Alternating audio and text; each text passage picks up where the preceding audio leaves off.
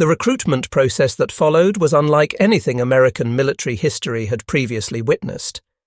Men ranging in age from 18 to 50 years old, with some who had lived in the Pacific even lying about their age to enlist, brought with them skills drawn from every construction trade that existed in America. These were carpenters and electricians and plumbers, heavy equipment operators and engineers and surveyors and demolition experts. The average age of these recruits was 37 years old, far older than what was typical for military service. These weren't fresh-faced boys learning their first trades. These were men who had spent decades building America's skyscrapers and bridges and massive dams during the depths of the Depression. Now they would apply those same skills to building the infrastructure that would enable victory in the Pacific.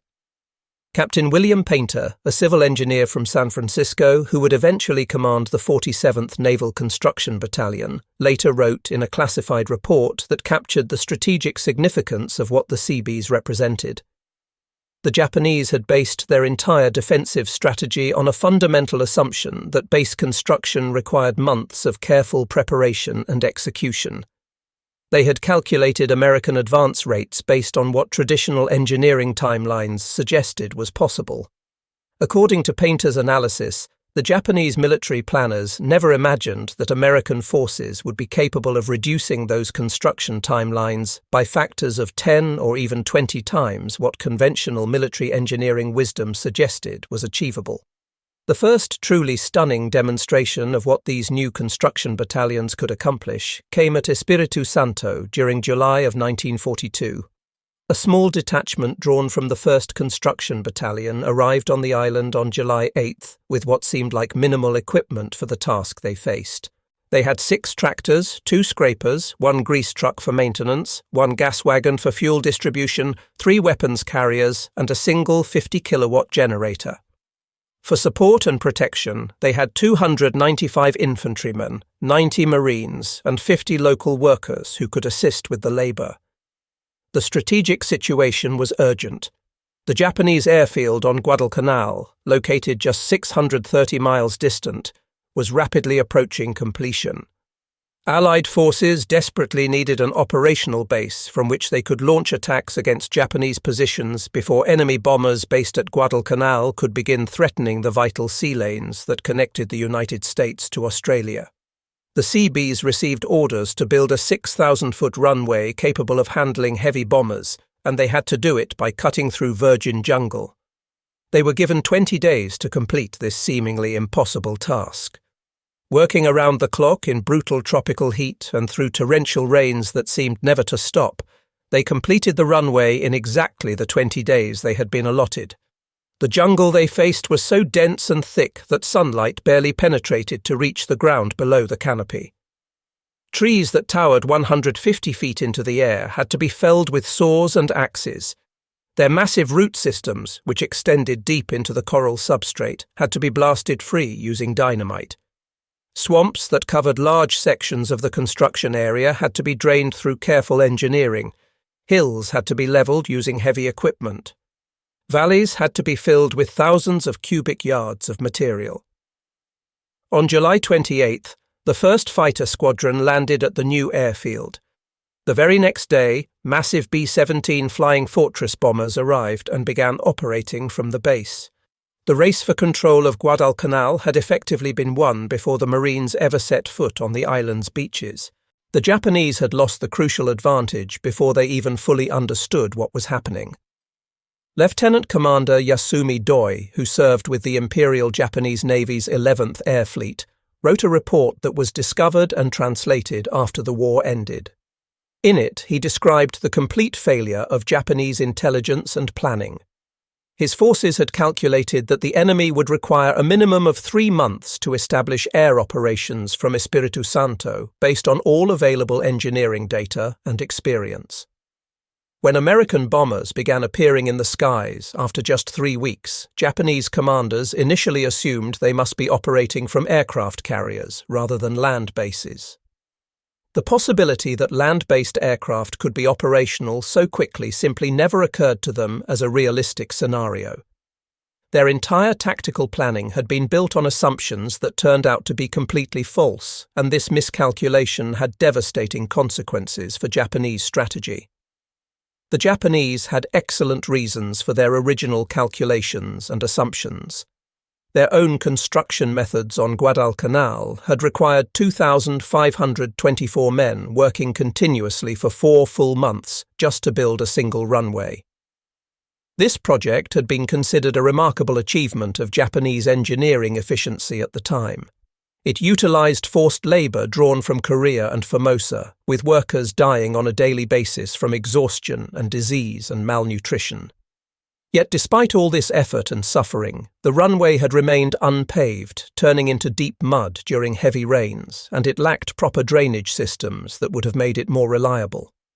Japanese construction techniques still relied very heavily on manual labor, with individual workers carrying baskets of dirt and stones on their backs or suspended from poles, moving material one small load at a time. German military observers who were studying Pacific operations in an attempt to understand American capabilities were equally skeptical of the reports they were receiving. Major Kurt von Tippelskirch, who was analyzing intelligence reports for the German High Command, sent a cable to Berlin in September of 1942 expressing his doubts. He noted that Japanese reports describing American construction capabilities in the Solomon Islands were impossible to reconcile with known engineering principles as understood by German military science.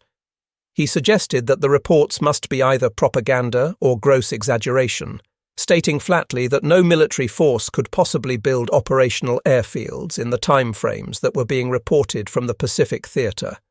But the time frames were absolutely real, and they were about to become even shorter as the Seabees refined their methods and gained experience. At Guadalcanal itself, after Marine forces successfully captured the partially completed Japanese airfield on August 7, 1942, the 6th Naval Construction Battalion immediately went to work on the facility.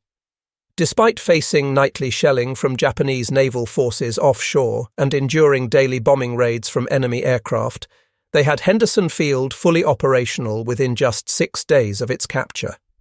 Even more remarkably, they managed to keep it operational despite constant Japanese attempts to destroy it.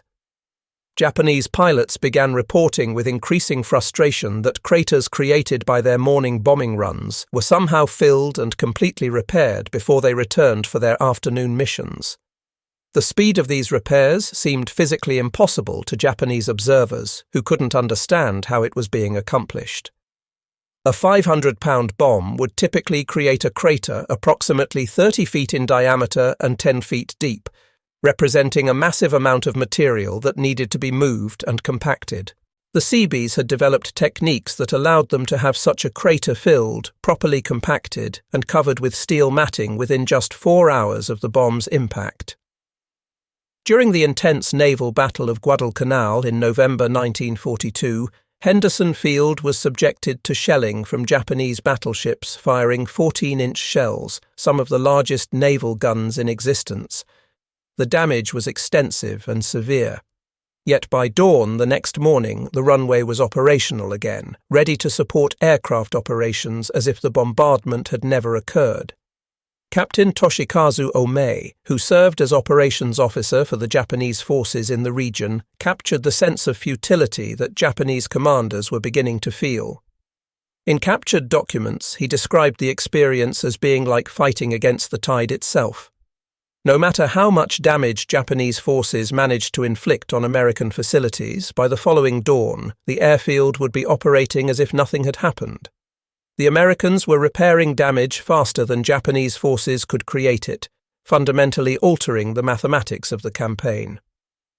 The secret behind this capability lay not just in superior American equipment, though that was certainly a factor, but in completely revolutionary construction methods that Japanese and German observers initially failed to comprehend or even identify.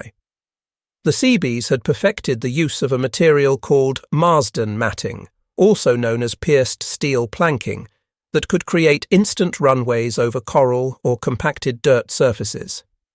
Each individual piece of this matting was 10 feet long and 15 inches wide, perforated with 87 holes that allowed for drainage and prevented mud from building up underneath the surface. The pieces interlocked together like a giant jigsaw puzzle, creating a continuous surface that could support the weight of heavy aircraft. A single Seabee battalion working at full efficiency could lay 2,000 feet of runway in a single day. Japanese engineers, who were still constructing runways using the traditional method of hand-laying individual stones in careful patterns, required approximately 1 month of intensive labour to complete what the Seabees could accomplish in a single afternoon of work. But the steel matting represented just one innovation among many that the Seabees had developed. They had also perfected coral crushing techniques that transformed the Pacific's abundant coral deposits into perfect runway material. Coral, when properly crushed and then rolled to compact it, created a surface that was nearly as hard and durable as concrete. The Seabees operated mobile crushing plants that could process coral into usable runway material at a rate of 100 tons per hour. Japanese equipment, in the rare cases where it existed at all, could manage perhaps 5 tons of material in an entire day of operation, a difference of several orders of magnitude. Chief Carpenter's mate Robert Stetson, who served with the 46th Battalion, described the typical process his unit followed when landing on a new island. They would hit the beach with the assault waves, arriving alongside the combat troops. While Marines were still actively engaged in shooting at Japanese defenders, Seabee bulldozers would already be running and beginning to clear ground. By D-Day +1, just 24 hours after the initial landing, they would have coral crushing operations up and running. By D+3, they would be laying steel matting for runways. By D+5, just 5 days after the invasion began, fighter aircraft would be landing and taking off from the new airfield. According to Stetson, Japanese forces would often still be falling back to their secondary defensive positions, while American forces were already servicing bomber aircraft for strikes against Japanese home islands from the newly constructed bases. The equipment advantage that American forces enjoyed was simply overwhelming when compared to what Japanese forces could field. A single Caterpillar D8 bulldozer could move approximately 1,000 cubic yards of earth in a single day of operation. This represented work that would require 500 Japanese or Korean labourers working manually with shovels and baskets. American truck-mounted drilling equipment could blast through solid coral at rates that Japanese engineers, who were still using hand drills and hammers for much of their work, found completely incomprehensible. The Seabees had root cutters that could rip entire trees out of the ground, roots and all, in just minutes. They had graders that could level an uneven field in hours. They had heavy rollers that could compact crushed coral into surfaces as hard as paved runways. By November of 1942, intercepted and decoded Japanese communications began revealing a growing sense of panic among Pacific commanders as they tried to make sense of what they were facing. Admiral Junichi Kusaka, who commanded the Southeast Area Fleet, sent a signal to Tokyo that captured the crisis in strategic thinking. He reported that enemy construction capabilities exceeded all planning parameters that had been used to develop Japanese defensive strategy. The Americans were building new facilities faster than Japanese forces could destroy existing ones. He formally requested an immediate and comprehensive revision of all defensive timeline assumptions that Japanese strategy was based upon. The response from Tokyo reflected institutional disbelief at the highest levels of Japanese command. The Imperial General Headquarters initially refused to accept the field reports as accurate, insisting that field commanders must be exaggerating American capabilities in order to excuse their own failures and shortcomings. The truth was simply too far outside established understanding to be accepted without resistance. The German Kriegsmarine, which was carefully monitoring Pacific operations in order to understand American capabilities that might eventually be deployed against German forces in Europe, experienced similar shock at what the intelligence was revealing. Admiral Karl Donitz maintained a detailed war diary, and his entry for March 15, 1943, noted that if American Pacific base construction reports were accurate, they indicated an engineering capacity that could potentially establish major port facilities on European invasion beaches within days, rather than the weeks or months that German planners had assumed would be required. He noted that the implications for Atlantic Wall defense planning required urgent and immediate review. The achievements of the Seabees only accelerated throughout 1943 as they gained more experience and refined their techniques.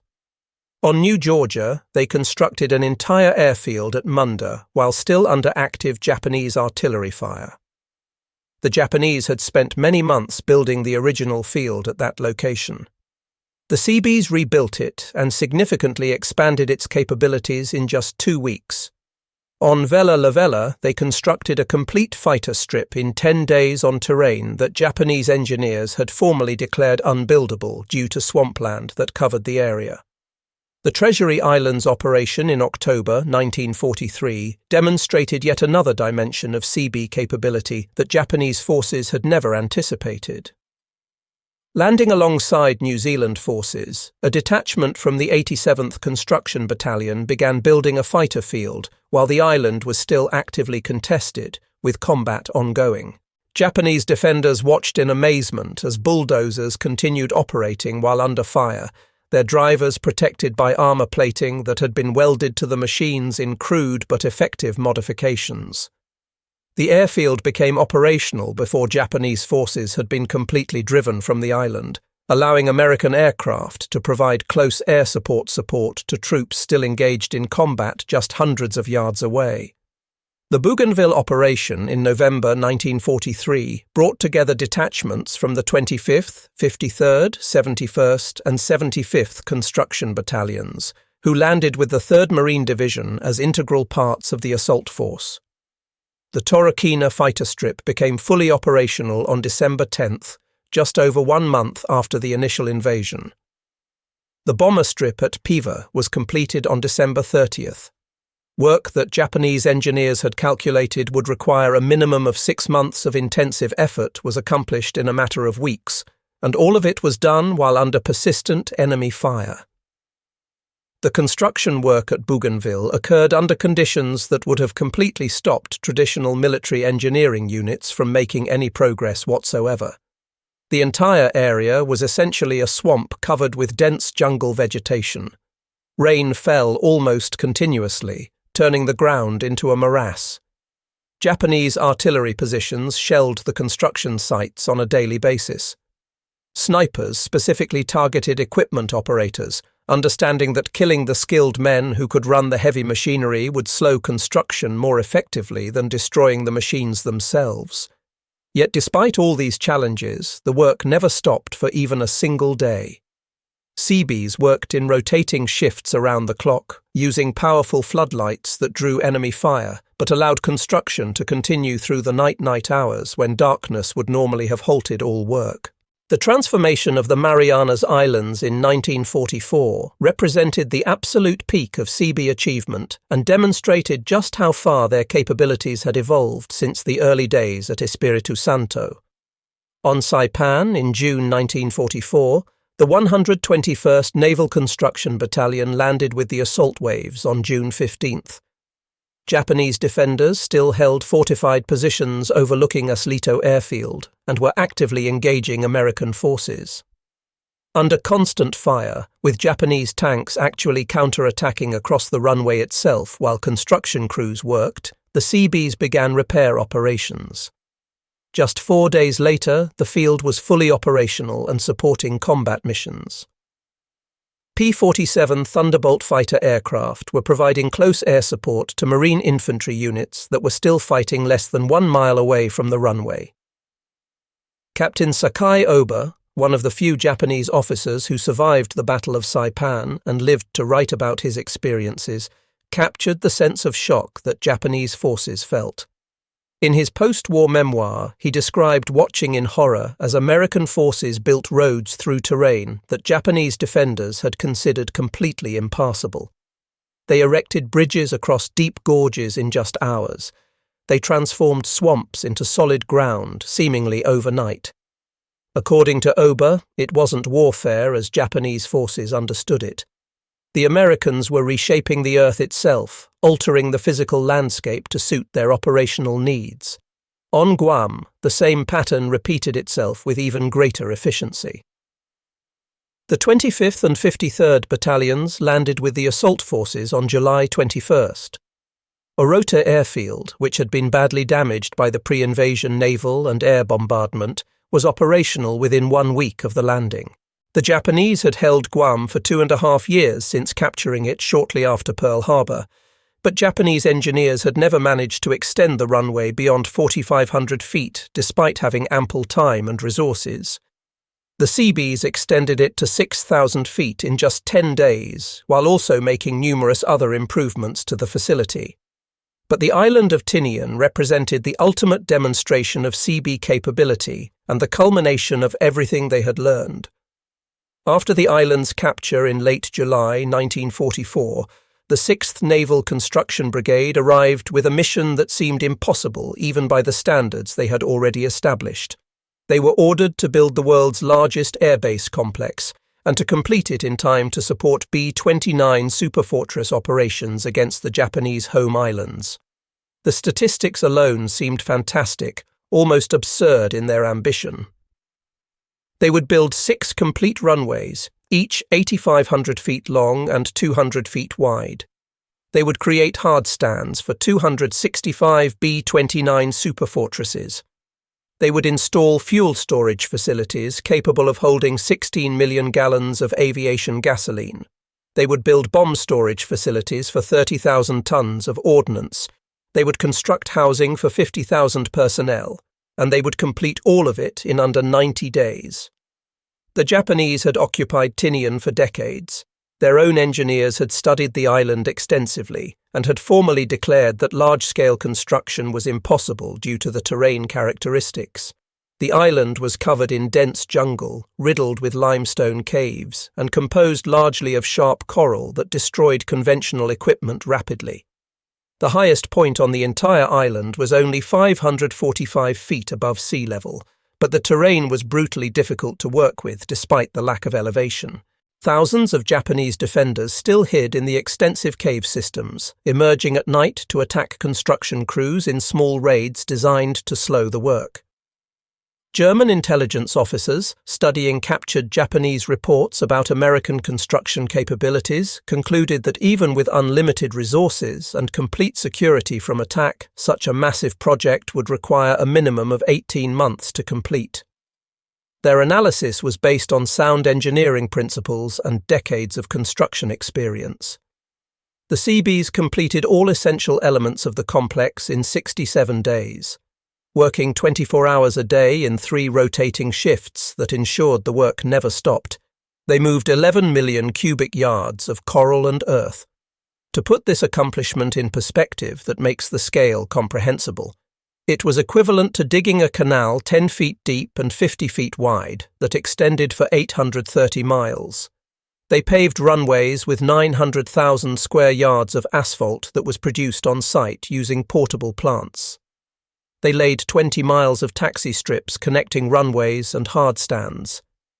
They erected 1,200 Quonset huts, each one assembled in just hours from prefabricated sections that arrived by ship. They built 6 miles of warehouses for storing supplies and equipment. They constructed workshops capable of performing complete aircraft overhauls. They created the largest aircraft repair facility in the entire Pacific Theater. The techniques employed at Tinian were revolutionary and represented innovations that would influence construction practices for decades to come. Instead of clearing jungle by hand using axes and saws, Seabees chained multiple bulldozers together in formation and drove through the jungle en masse, clearing hundreds of acres per day. They used shaped explosive charges to blast coral formations, creating instant quarries that provided construction material. They operated rock-crushing plants 24 hours a day, producing the aggregate needed for concrete at unprecedented rates.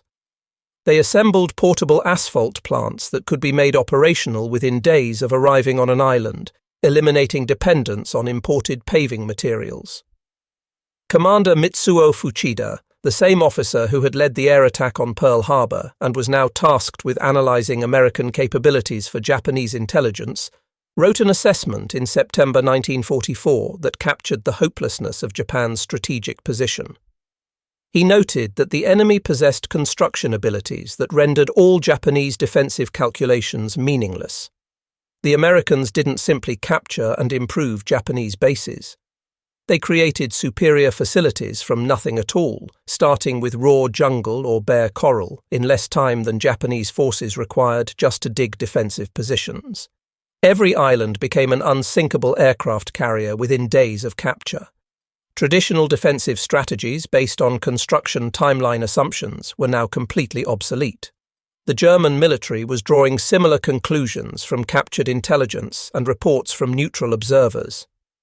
Major Hans von Luck, analyzing American capabilities for Wehrmacht headquarters, reported that if Americans could transform remote coral atolls into major air bases in just 2 months, then all existing calculations for European coastal defense must be immediately revised.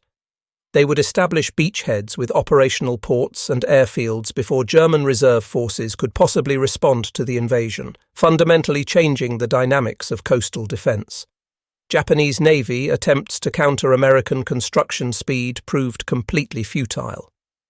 Operation Tan No. 2 in November 1944 specifically targeted Seabee equipment and personnel on Ulithi Atoll in a desperate gambit. 24 Kaiten human torpedoes were launched in what was intended to be a devastating attack to destroy bulldozers and construction equipment. The mission failed completely, achieving virtually nothing.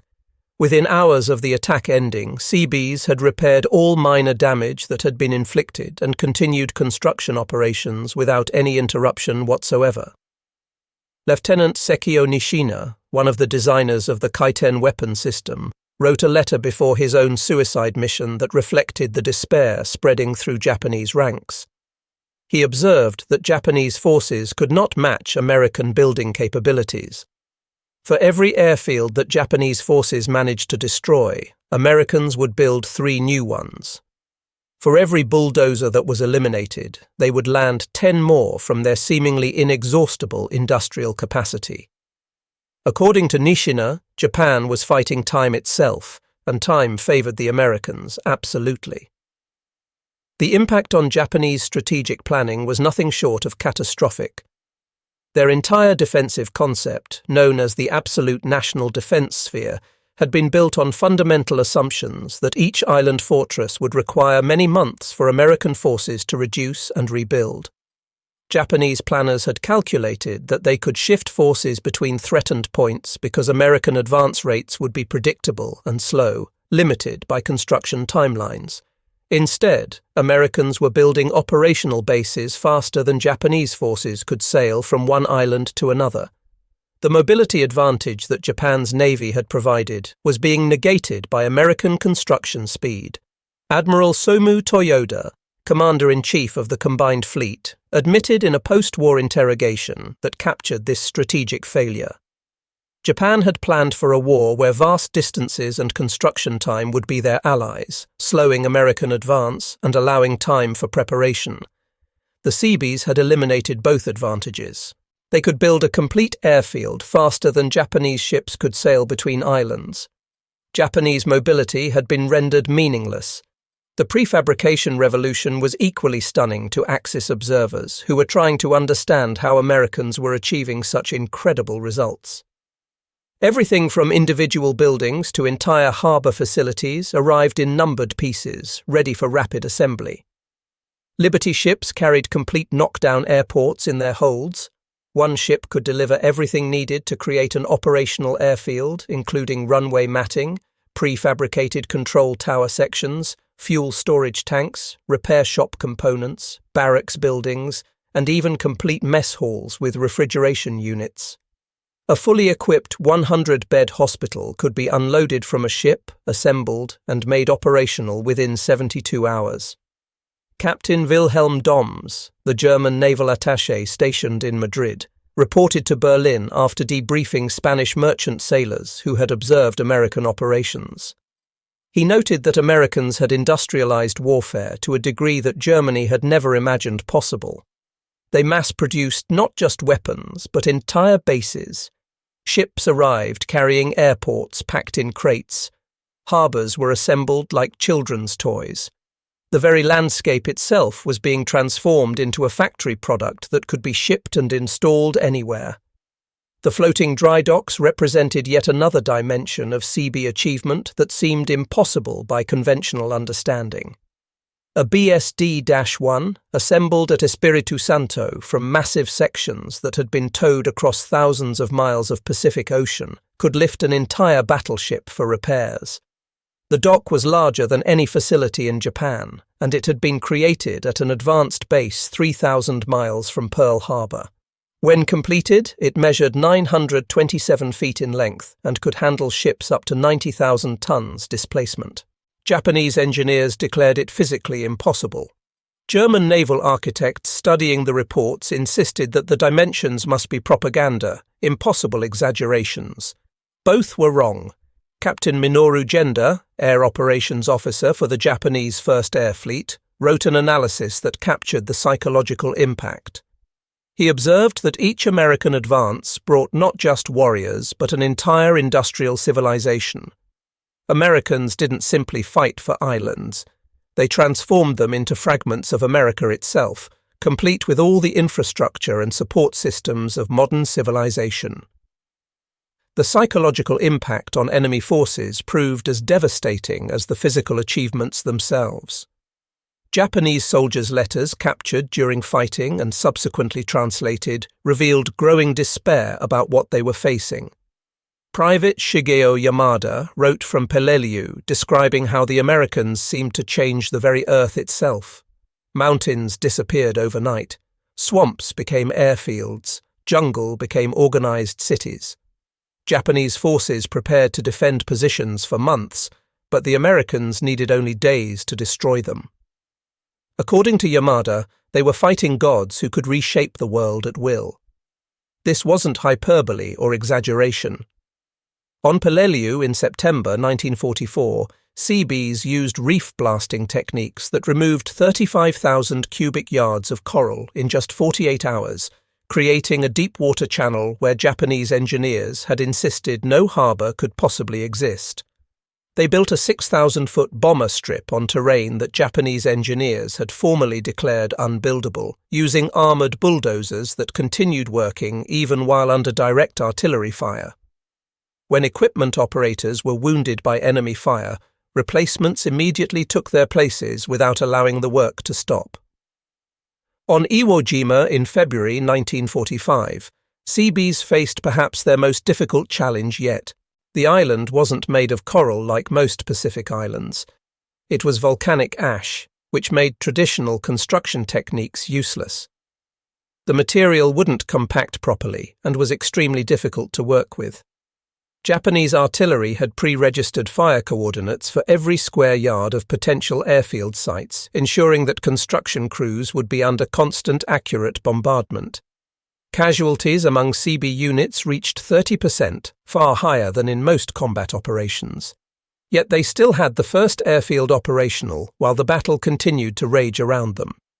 A damaged B-29 bomber made an emergency landing on March 4th, while Japanese defenders still held fortified positions with clear lines of sight overlooking the runway. The German military attaché in Stockholm, studying American capabilities through neutral intelligence sources he had cultivated, reported to Wehrmacht headquarters in January 1945 with dire warnings. If Americans could build airfields on remote Pacific coral atolls in just days, they could establish beachheads anywhere on the European coast and make those positions impregnable before German reserves could possibly counterattack. Traditional calculations of counterattack windows were now obsolete. The Americans would bring their entire logistics infrastructure with them, complete and fully functional. He was absolutely correct in this assessment. The same Seabee expertise that had transformed Pacific Islands would soon be applied to building mulberry harbours at Normandy, creating instant artificial ports on open beaches. They accomplished in days what German planners had assumed would require the capture of existing harbour facilities and months of preparation. The Seabees' most profound impact was on the timeline of the war itself, fundamentally altering the strategic calculus. Japanese war planners had carefully calculated that an American advance from Guadalcanal to the Japanese mainland would require 8 to 10 years, assuming 3 to 6 months would be needed to reduce and rebuild each major base along the way. Instead, American forces reached the Marianas in just 2 years, placing B-29 bombers within effective striking range of Tokyo. The acceleration was geometric rather than linear. Each new base was built faster than the last, as Seabees continuously refined their techniques and improved their methods. What had taken 20 days at Espiritu Santo in the early days took only 10 days at Treasury Islands. By 1945, runways that had required weeks in 1942 were being completed in mere days. The final Japanese assessment was devastating in its honesty. Commander Chikao Yamamoto, in his final intelligence report compiled before Japan's surrender, wrote that Japan had prepared for a war of distances and time. The Americans had eliminated both factors. Their construction battalions achieved what the best Japanese engineers had declared impossible. They built civilization faster than Japanese forces could destroy it.